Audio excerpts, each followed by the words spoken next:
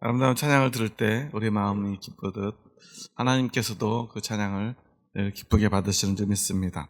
무엇보다 우리 마음으로 우리의 헌신으로 정성으로 드리는 그 예배가 늘 하나님의 기쁨이 되는 줄 믿고 우리도 늘 하나님을 찬양하며 살아갈 수 있기를 소망합니다. 이제 우리 평안으로 인사하겠습니다. 주님의 평안이 여러분과 함께. 옆 사람과도 인사하겠습니다. 부드럽고 따뜻한 사람이 됩시다. 겸손한 사람이 됩시다.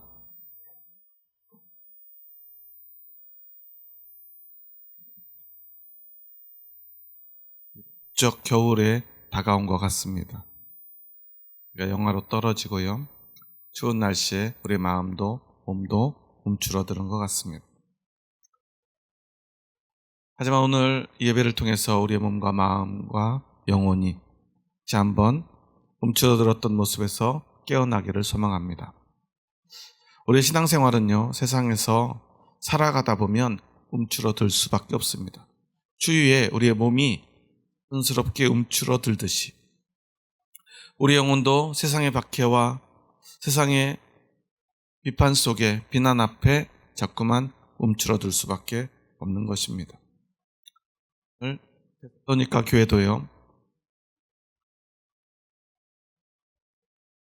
재림하실 거라고 믿었던 예수님께서 자신들의 생각과는 다르게 그렇게 빨리 재림하시지 않았어요.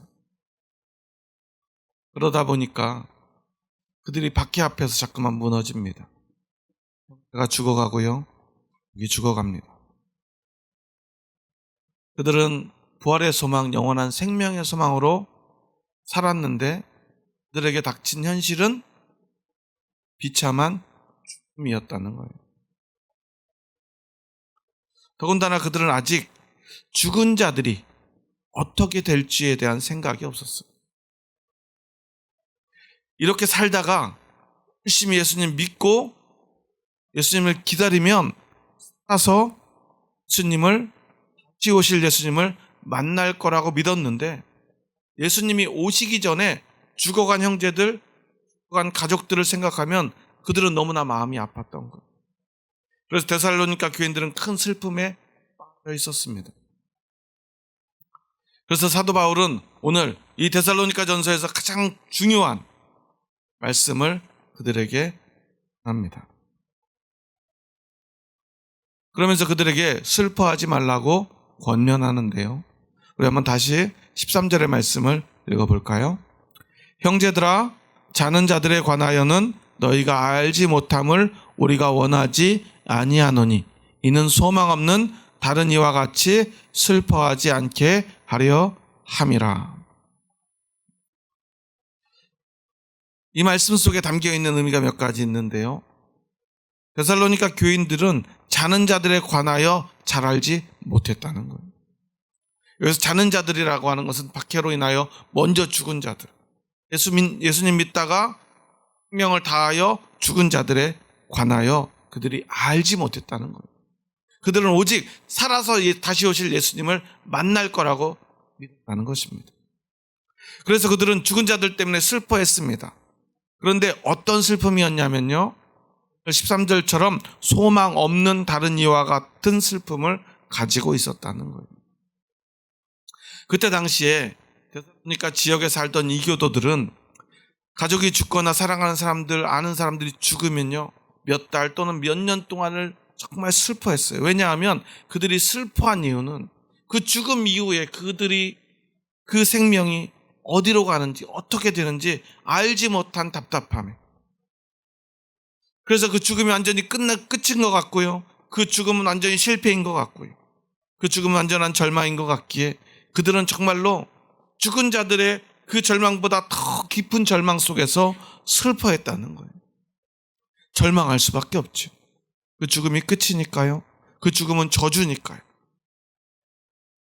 그래서 모두가 함께 그 깊은 슬픔 속에 잠겨서 헤어나오지를 못하는데요, 그리스도인들까지, 데살로니가 교회에 예수 그리스도를 믿고 정말 희망과 소망에 부풀어 있던 그 성도들까지도 그 깊은 슬픔에 잠겨 있었다는 사실, 그것을 사도 바울은 안타까워하며 소망 없는 자들처럼 슬퍼하지 말라고 권면했던 거예요. 다르게 말하면요, 사도 바울은 우리에게 부활의 소망이 있으니 슬퍼하지 말라는 것이 아니라 그들처럼 슬퍼하지 말라는 거예요. 믿음 없는 자들처럼 슬퍼하지 말라. 소망 없는 자들처럼 슬퍼하지 말라.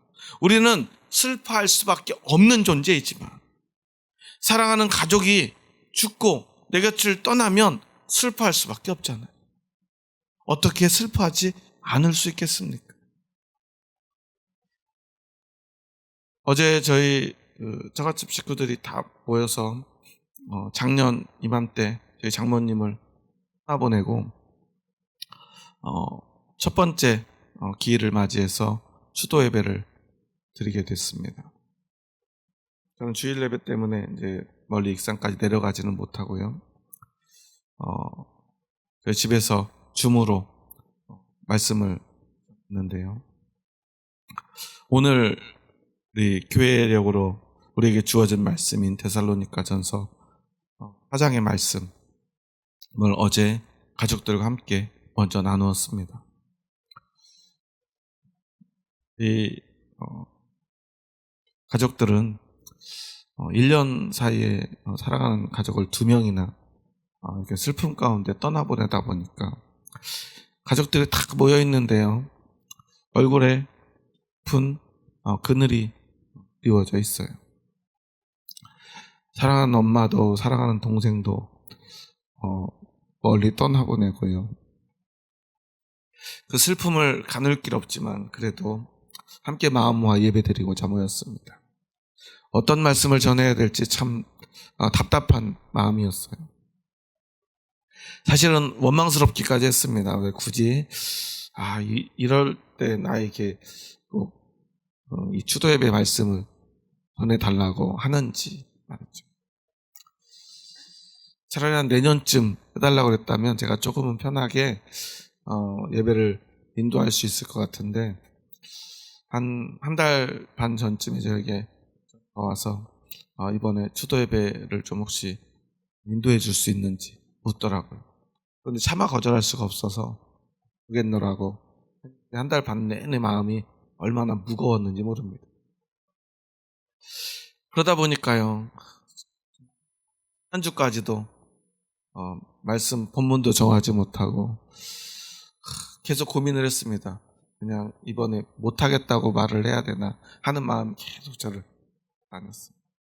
그런데 지난 주일이 지나고 이번 주일 말씀을 준비하며 성서 정과를 했더니 오늘 데살로니가전서 4장의 말씀이 있더라고요.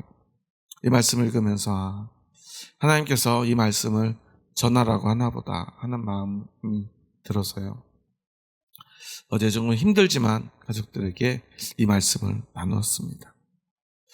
우리가 슬퍼하지 않을 수는 없지만 우리가 소망 없는 자들처럼 슬퍼하지는 맙시다. 우리에게는 부활의 소망이 있지 않습니까? 다시 돌아올 수 없는 곳, 다시 만날 수 없는 곳에 가서 우리가 다시는 만날 수 없는 죽음의 슬픔이 아니라 우리는 다시 만날 소망을 가진 슬픔을 가진 사람들이 아닌가 하는 것을 말이죠. 그러면서 이런 얘기를 했습니다. 천국이 예전에는 하나님을 만날 수 있는 곳, 예수님이 기다리는 곳, 그곳에서 우리가 행복하고 기쁘고 즐겁고 또 아름다운 곳, 세상에 누릴 수 없는 가장 좋은 것 누릴 수 있는 곳 정도였다면, 이제는 그것에 더해서 우리 가족들에게는 사랑하는 어머니가 살아계신 곳, 사랑하는 동생이 있는 곳, 그러니까 이제는 우리에게 천국은 조금 더 가깝고 친밀한 곳이 되지 않았나 말을 했습니다. 그러기에 우리는 더 천국을 사모해야 된다고 말이죠. 제가 제주도를 학교 때 수학여행을 가고 아직까지 한 번도 못 갔는데요, 조만간에 꼭 한번 가보려고 그래요. 요즘 제주도에서 한 달 살기, 1년 살기 이런 거 하는데 그런 것 때문이 아니라요. 제 동생이 그곳에 발령을 받아서 가족들이 제주도에 가 살아요. 그런데 지금 몇 년이 지나도록 아직 한 번도 가보지를 못했어요. 제주도에 동생이 이사를 가고 나니까요. 제주도는 단지 관광지가 아니라 동생이 사는 곳이 되었어요. 그래서 관광하러 가는 것이 아니라 동생과 또한 그 가족들, 조카들을 보러 가고 싶은 곳이 되었다는 거예요. 죽음을 맞이한 가족들, 그리고 형제들의 죽음을 맞이한 성도들에게는 이와 같이 천국도요, 단지 멋있고 아름다운 곳, 영원한 곳, 복이 넘치는 곳이 아니라 그곳에는 사랑하는 가족들이 기다리는 곳이 되는 것입니다. 그러기에 그 천국의 소망은 우리들에게는 더 가까운 것, 더 소중한 것이 되었다는 사실, 그것을 저는 다시 한번 생각하게 됩니다. 그래서 가족들에게 그 말을 하니까요, 또 있던 눈물이 또 더 터지더라고요. 들이 다 눈물을 훔치더라고요. 하지만 그 말씀을 나누고 서로 활짝 웃었습니다. 왜냐하면 우리에게는 소망이 있기 때문입니다. 오히려 힘겹게 말씀을 전한 저를 위로하며 밝게 웃으며 우리 힘내서 열심히 살아가자라고 서로를 다독였습니다. 멀리 호주에서도, 그리고 또 저 멀리 전북 익산에서도 서로 함께 멀리서 잘 뚝뚝 끊기는 영상으로 예배를 드렸지만, 찬양을 부르는데 서로 시간차가 있어서 안 맞아가지고 그래서 찬송을 불렀지만, 그래도 그 예배 속에서 우리는 천국의 소망을 다시 한번 회복할 수 있었습니다. 그 슬픔이 완전히 사라질 수는 없겠지만 슬픔이 새로운 슬픔으로, 소망이 있는 슬픔으로 변했다는 사실을 알 수 있었습니다. 아마도 데살로니가 교인들도 오늘 사도 바울의 이 말씀을 통해서 그들의 슬픔이 변화되었으리라 저는 믿습니다. 아니, 그렇게 변화되어야만 합니다. 우리들에게는 소망이 있기 때문입니다. 여러분, 오늘 어떠한 소망으로 살아가고 계십니까? 세상 사람들의 소망을 듣다 보면요, 세상의 소망은 다 비슷비슷해요. 믿지 않는 사람들이 모여서 이야기하는 걸 들어보면 제일 많이 하는 얘기가 뭐죠? 집값이 올랐나 떨어졌나, 땅값이 올랐나 떨어졌나, 그 다음으로 주식이 올랐는지 떨어졌는지 하는 거예요. 그 다음 여기가 자녀들이 좋은 대학에 갔는지, 갈 수 있는지, 그러기 위해서는 어떻게 해야 되는지 정도의 이야기입니다. 결국 집 한 채를 위해서 돈 좀 벌어보려고 자녀들 조금 좋은 곳에 보내서 좋은 직장 갖게 해서 성공적인 삶을 살게 하고 나는 좀 편히 눈 감으려고 살아가는 것이 세상 사람들의 소망의 전부더라는 것입니다. 물론 우리에게도 집은 필요합니다. 자녀들도 좋은 대학에, 좋은 직장에 취직시키고 싶은 것이 사실입니다. 하지만 우리에게는 그것보다 더 고귀하고도 소중한 소망이 있지 않습니까? 그것은 다시 오실 예수님을 만나는 것이고, 예수님과 함께 이끌려 하나님의 나라로 가서 영원히 하나님 나라에서 왕 되실 예수님을 섬기며 예수님과 기쁨을 나누며 하늘의 영원한 복락을 누리며 우리가 영원한 생명을 누리는 것 아니겠습니까? 오늘 하나님의 나팔소리 찬양을 했고요. 오늘 16절 말씀에서는 주께서 호령과 천사장의 소리와 하나님의 나팔소리로 친히 하늘로부터 강림하실 것을 우리는 말씀을 통해 들었습니다. 언제부턴가요? 교회에서 이 나팔소리, 주의 강림을 이야기하면 마치 이단인 것처럼 생각하는 사람들이 생겨나기 시작합니다. 왜냐하면 우리가 잘 알다시피 과거에 한때 그런 이상한 이단들이 있었습니다. 몇 월 며칠 날 예수님이 오실 것이다, 나팔 소리 들리며 우리에게 강림하실 것인데 우리는 그날을 준비하기 위해서 학교도 그만두고 직장도 그만두고 다 교회에 모여서 하얀 옷 입고 기다리자. 근데 그날 예수님이 안 오셨죠. 그때부터 교회에서는요, 예수님의 재림을 딸이 이야기하지 못합니다.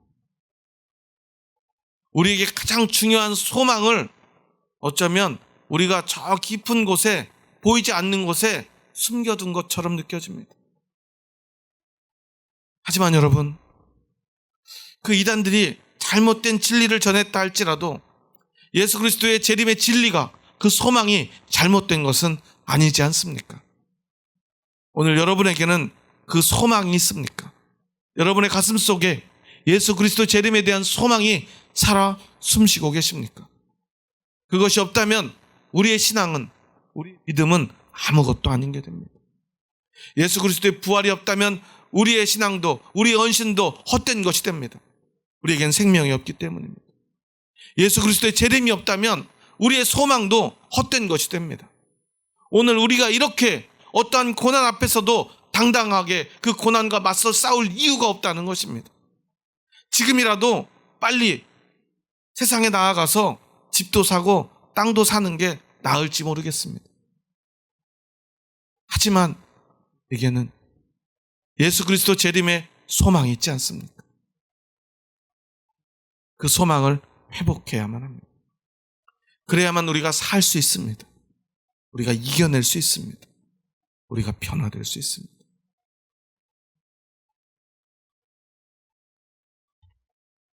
세계 2차 대전 중심에 서 있던 영국의 진 윈스턴 처칠은 유명한 말 남겼죠. 돈을 잃는 것은 적게 잃는 것이다. 명예를 잃는 것은 많이 잃는 것이다. 그러나 용기를 잃는 것은 전부를 잃는 것이다 라고 말했죠. 사도 바울은요, 우리 그리스도인의 용기의 근원이 무엇인가를 우리에게 가르쳐주고 있는 거예요. 그리스도인들은요, 박해 앞에서도 죽음 앞에서도 당당히 용기를 잃지 않는 사람들인데요. 그 근원이 무엇이냐? 다시 오실 예수 그리스도에 대한 소망이라고 우리에게 말하고 있는 것입니다. 너 그 소망을 회복했으면 합니다. 아니, 회복해야만 합니다. 예수 그리스도께서 다시 오실 것을 여러분은 믿으십니까? 우리는 그것을 믿고 살아가는 사람들입니다. 그 믿음이 없이는, 그 소망이 없이는 우리의 삶은 아무것도 아니라는 것입니다. 작은 시험 앞에서도 우리는 넘어질 수밖에 없습니다. 조금만 어려운 일이 생겨도요, 내 생각과 달라도 우리는 포기할 수밖에 없습니다. 그런데 우리의 신앙은 그렇게 연약한 것이, 그렇게 하찮은 것이 아니지 않습니까? 어떠한 고통 앞에서도, 어떠한 고난 앞에서도 당당히 일어설 수 있는 힘, 용기는 예수 그리스도에 대한 소망에서부터 온다는 사실을 오늘 이 시간 우리의 가슴 속에 새겼으면 합니다. 2018년도 TVN에서 나의 아저씨라는 드라마가 시작될 때 참 논란이 많았어요. 젊은 여자와 나이 많은 중년 아저씨의 로맨스가 그 내용의 주된 것인 홍보를 하다 보니까 정말 이런 내용은 드라마에서 좀 안 나왔으면 좋겠다고 이게 방송을 보지 말자 이런 운동을 펼치기도 했는데요. 저도 그래서 왜 저런 드라마를 만들까? 그래서 안 보다가 주변 사람들이 그걸 좀 한번 꼭 봤으면 좋겠다고 저한테 그래서 목사님들이 그래서 목사님들 그런 생각에서 벗어나야 된다고 제가 하다가 또 보라고 해서 한번 봤는데 그 속에 참 삶의 아픔과요, 그 삶을 이겨내려고 애쓰는 사람들의 모습을 보면서 참 감동을 받았는데요. 특히 그 주인공 중에 하나였던 이성균 씨의 대사가 참 가슴에 남아요. 삶의 무게를 견디기 힘든 그 여자 주인공에게 이런 말을 합니다. 그 이성균은 거기에서 건물 구조 기술사로 나오는데요. 건물이 문제가 있는지 없는지를 진단하고 점검하는 기술사예요. 건물은 외력과 위력의 싸움이야. 하중, 진동, 있을 수 있는 모든 외력을 계산하고 따져서 그것보다 세게 내력을 설계해야 하는 거야. 항상 외력보다 내력이 세게. 근데 어떻게 보면 외력과 내력의 싸움이고 무슨 일이 있어도 내력이 세면 버티는 거야 라는 말을 해.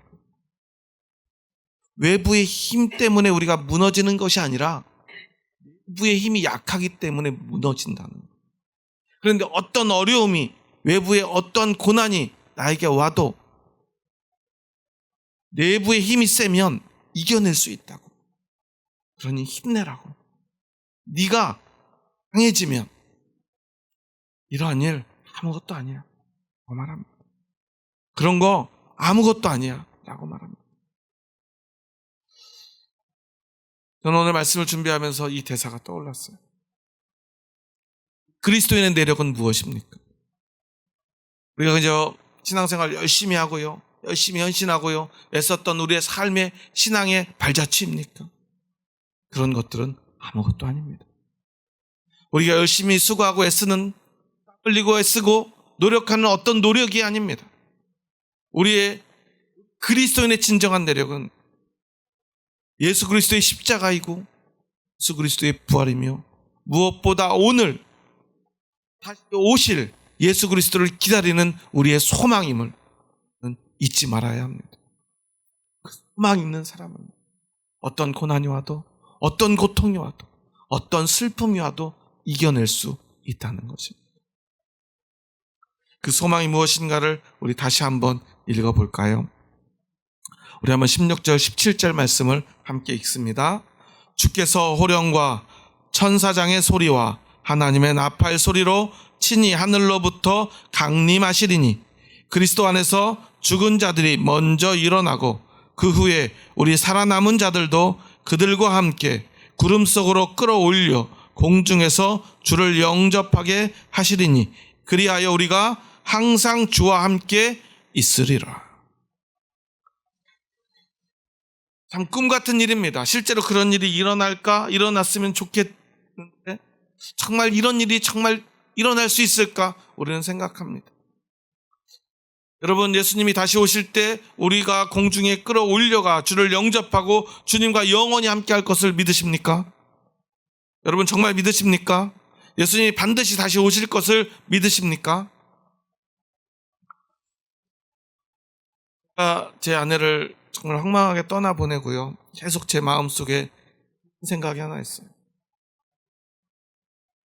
처음에 너무 슬플 때는요, 진짜 거기 있었으면 좋겠다는 거였어요. 꼭 있어야 한다는 다짐이었어요. 그러다 시간이 지나면서요, 갑자기 이런 생각이 듭니다. 천국이 없으면 어떡하지? 예수님의 부활이, 예수님의 다시 오심이 없으면 어떡하지? 하는 걱정이었어요. 보통 이런 단계를 뭐라고 그러냐면, 환자가 암 진단을 받으면 5단계에 걸쳐서 감정의 변화가 온다고 하는데요, 그게 생각이 나는 거예요. 저도 모르게 제 감정 속에서, 인간의 생각 속에서 제 마음이 자꾸만 무너져감을 느꼈습니다. 그때 제가 붙들 수 있는 건 오직 하나밖에 없었어요. 바로 소망입니다. 그리고 앞에서 나눈 것처럼, 그래, 이 소망 안에서 이 죽음도, 이 삶도, 우리가 기다리는 그 영혼도 바라보아야만 우리가 살 수 있겠구나. 우리가 신앙생활 하면서요, 때로는 어리석은 생각을 합니다. 이걸 어떻게 잘 전할까? 어떻게 잘 신앙생활 할까? 하지만 우리의 신앙은요, 우리가 잘하는 게 중요한 게 아니더라고요. 중요한 건요, 진짜 있는가 없는가 하는 그 사실이고요. 그런 말로 하면 예수님이 우리에게 주신 것처럼 진리이고요. 그리고 그 진리를 우리가 정말로 진실되게 믿느냐 하는 거죠. 우리가 잘하는 것은요, 열심히 하는 것은요, 그렇게 중요한 것이 아닙니다. 물론 우리가 열심히도 해야죠. 잘 해야지. 하지만 우리가 하는 것은요, 예수님이 하신 것, 하나님이 우리에게 내려주신 것에 비하면 아무것도 아니더라는 거예요. 진리가 없이 우리가 열심히 잘하는 것이 무슨 의미가 있겠습니까? 하지만 그곳에 진리가 있다면, 하나님의 나라가 있다면 우리는 충분히 잘해볼 만하지 않겠습니까? 우리의 잘하는 것도 잘하는 것이 될 수 있지 않겠습니까? 우리의 열심히 땀 흘린 그 땀방울도 의미가 있지 않겠습니까? 그런데 그 진리가 없다면, 하나님의 나라가 없다면 그것이 무슨 의미가 있겠습니까? 예수님이 다시 오시지 않는다면 우리의 열심이 무슨 의미가 있겠습니까? 하지만 오늘 우리는 최선을 다하고 땀 흘리고 열심을 내지 않습니까? 오늘 루디아에서 정말 최선을 다해서 사랑해 주셨는데요, 저는 우리 교회 알토가 이렇게 잘하는지 오늘 처음 알았어요. 그동안 마이크를 안 대고 해서 소리가 잘 안 들렸는데 마이크를 대고 하니까 박자 화음이 정말 맞는지 틀리는지 정확하게 알 수 있겠더라고요. 여러분 들어보시니까 어떻던가요? 다른 때와 다르게 화음이 잘 맞지 않았나요? 물론 잠깐 삐까덕한 적도 있었지만 그 소리가 정확히 들렸죠. 아마 많은 용기를 내셨을 거예요. 그래서 마이크를 대고 노래 부른다는 것, 우리는 가수가 아니기 때문에 얼마나 어렵습니까? 하지만 우리가 이 일을 감당하죠. 여러분은 왜 그렇게 용기 내어 노래 부르셨습니까?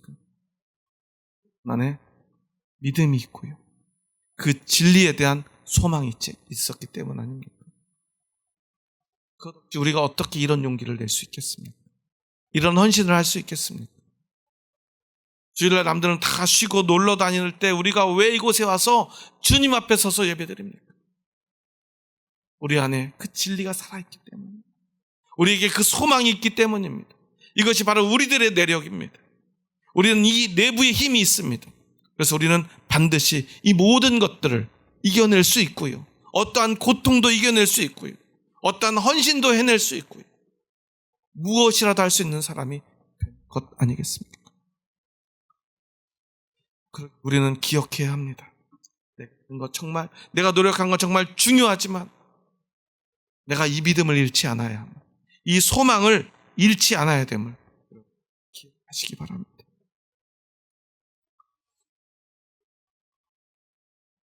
우리는 우리도 모르게 우리의 마음이 무너질 때가 있어요. 그 전에 공황장애를 체험하는 어떤 내용이 나오는 영상을 잠깐 본데요, 공황장애에 걸린 사람들이 어떤 느낌인지 공황장애에 걸리지 않은 사람들로 하여금 체험하는 어떤 그런 내용을 담은 드라마의 영상이 잠깐 떠서 이렇게 한참을 보고 또 봤어요.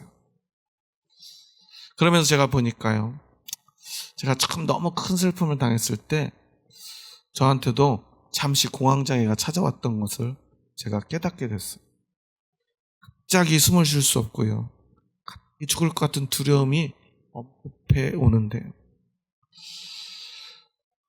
사람의 힘으로 어떻게 그 순간을 이겨낼 수가 없더라고요. 제가 최선을 다할 수 있는 것이라고는 최선을 다해 숨을 쉬는 건데요, 숨을 잘 쉬어지지 않더라고요. 그런데 어느 순간에 그 모든 것들이 갑자기 사라졌어요. 왜 사라졌나 보니까 제 마음속에 찾아왔던 그 모든 슬픔과 두려움, 에 있는 이 소망을 바라보고 그 소망이 진짜로 느껴졌을 때, 그 소망이 진짜라는 사실을 내가 다시 한번 확인하게 되었을 때, 그 모든 것들이 사라졌음을 다시 한번 느낍니다. 여러분, 우리에게 우리 인생에 가장 중요한 것이 무엇인가를 한번 이 시간에 우리가 가슴에 새겼으면 합니다. 특히나 우리 그리스도인들에게 가장 중요한 것은 무엇입니까? 교회에서 뭐 좋은 직분을 받고요, 교회 신앙생활 열심히 했더니 어떤 좋은 일이 있더라, 이런 세상 사람들과 똑같은 것들이 아니라는 사실입니다. 여러분 오늘 무엇을 위해서 이곳에 오셨습니까? 오늘 이 아침에 내가 생각했던 그 모든 것 잠시 내려놓고 오직 예수 그리스도께서 다시 오실 이 소망 앞에만 설 수 있기를 바랍니다.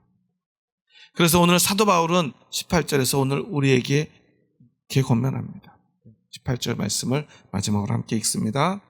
그러므로 이러한 말로 서로 위로하라. 3절에서 다른 이와 소망 없는 다른 이와 같이 슬퍼하지 않게 하려 함이라, 서로 위로하라, 이런 말을 통해서 사도 바울은 우리가 슬퍼할 수밖에 없는 연약한 존재임을 분명히 인정합니다. 우리는 믿음이 있어도 슬퍼할 수밖에 없는 때가 있고요, 위로받아야만 하는 순간이 반드시 찾아온다는 것입니다. 그런데 그때 우리는 어떻게 위로해야 됩니까? 이러한 말로 위로해야 합니다. 이러한 말은 무엇입니까? 예수 그리스도께서 다시 오실 것을 소망하며 그 소망으로 위로하라는 것입니다. 주님이 오실 그때 죽은 자들을 살리시고 또한 우리를 하늘을 올려 하나님과 함께, 예수님과 함께 영원토록 하나님의 나라에서 살아갈 영원한 생명의 소망이 우리에게 있음을 우리가 알고 고백하며 그 말로, 그 소망으로 위로하라는 것입니다. 여러분 오늘 무엇으로 서로를 위로하고 계십니까? 교회 와서요, 집값 떨어졌지만 다시 오를 거야, 삼성전자 다시 오를지도 몰라, 우리가 열심히 기도하면. 우리는 그런 것으로 서로를 위로해서는 안 된다는 사실입니다. 무엇으로 위로합니까? 예수 그리스도의 소망과 하나님 나라 영원한 소망으로 서로를 위로해야 합니다. 오늘 예배 끝나고 식사 자리에서 교제할 때는 그 소망을 나누는 시간이 되었으면 좋겠습니다. 적어도 교회에서는 그 영원한 생명의 소망으로 서로 위로하며 격려하며 힘을 주며 힘을 받으며 함께 교제하는 곳이 되었으면 좋겠습니다. 우리는 생명의 소망의 공동체입니다. 이것을 잊지 마시기 바랍니다. 우리 한번 옆 사람과 그렇게 소망으로 인사했으면 좋겠습니다. 옆 사람 보면서 한번 이렇게 인사해 볼까요? 예수님이 다시 오실 것입니다. 예수님이 반드시 오실 것입니다. 우리에게는 소망이 있습니다. 우리에겐 부활의 소망이 있습니다.